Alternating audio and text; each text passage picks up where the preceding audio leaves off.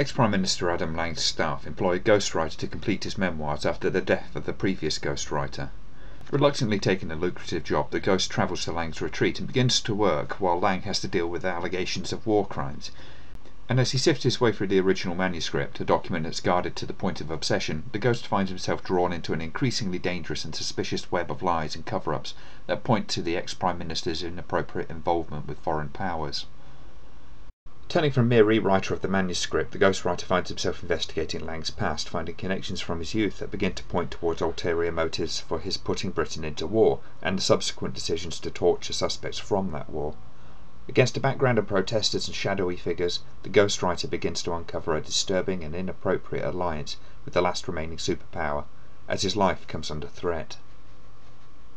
Roman Polanski is of course a director of no small stature. His films are generally regarded as being at least pretty decent, and at best great films, and so of course The Ghost is a film that carries some expectations on its shoulders.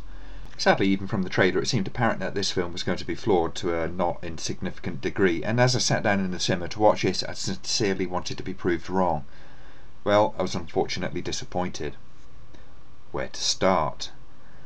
Well, firstly, the acting is abysmal, not just a little bit off, but way out into the realms of cheap soap opera. To be fair to the actors, I don't believe this is even nearly just their fault.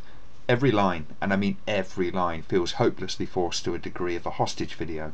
It's impossible to believe even the most innocuous line of dialogue.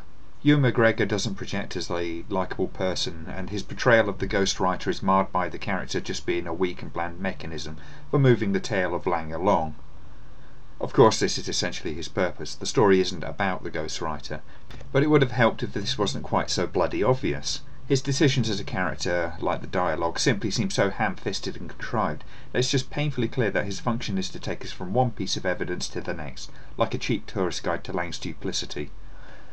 Specifically regarding the performances is an issue with the accents. Combined with the beyond clunky script, which I shall address shortly, it amazes me that even the British actors don't seem able to convince me that they're really from the UK.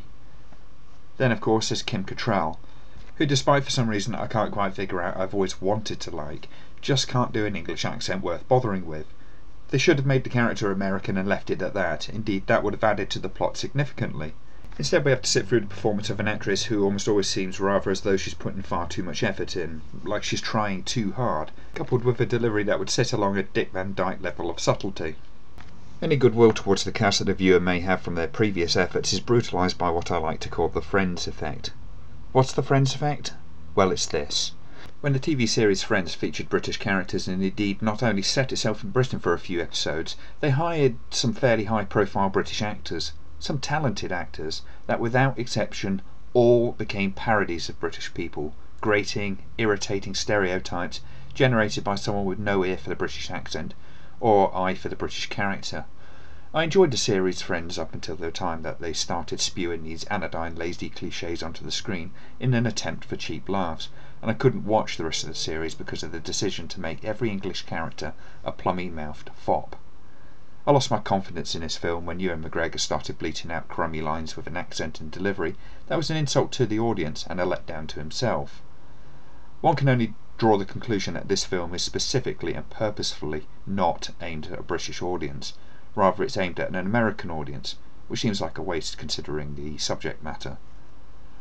The script drags its feet as every laboured word draws out exposition. Now, a story of this nature obviously requires a high degree of backstory, but the awkwardness of the uncovering of Lang's history, like the performances, feels deeply contrived and utterly uninspiring. The stepping stones that this story treads are so patently obvious that I sat there looking at my watch, wanting it just to get on with it, to get on with the next step. While the premise is potentially interesting, it feels like this film should have been made 5 years ago.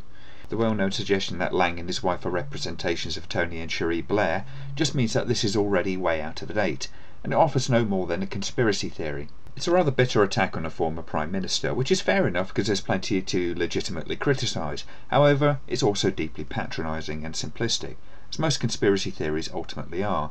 The paranoia of the movie is not based in the mystery, it comes from the writing. In fact, this is also literally true within the story we see on the screen. As a consequence, the credibility suffers and the film puts the onus on the viewer to buy into the premise before it offers any support for what it's trying to say, and it's like watching something like Loose Change, where the script was generated from the writer's personal prejudices on the subject. If you believe the premise before you see the film, you'll get what you expect. If you don't, you won't be convinced by it. It's just not that persuasive. The entire film is also mind-bendingly dreary. It's constantly raining, dark and cold. Lang's home is like a nuclear bunker with its concrete walls. There is nothing pleasant about any of the locales. This is obviously intentional, but it seems to add very little to the film in terms of anything that I can see, other than to create an air of depressing desperation, and perhaps to suggest Lang's isolation from the normal world. But while I'm far removed from being the kind of critic that needs even a glimmer of happiness in my movies for the most part, The Ghost seems to feel austere for the sake of being austere. I really wanted this to be a good film. I went to see it despite my reservations, having seen the trailer, and even having low expectations of the film coming from that place. A situation that usually means I enjoy the film more than I expected, but I was still deeply disappointed by Polanski's latest effort.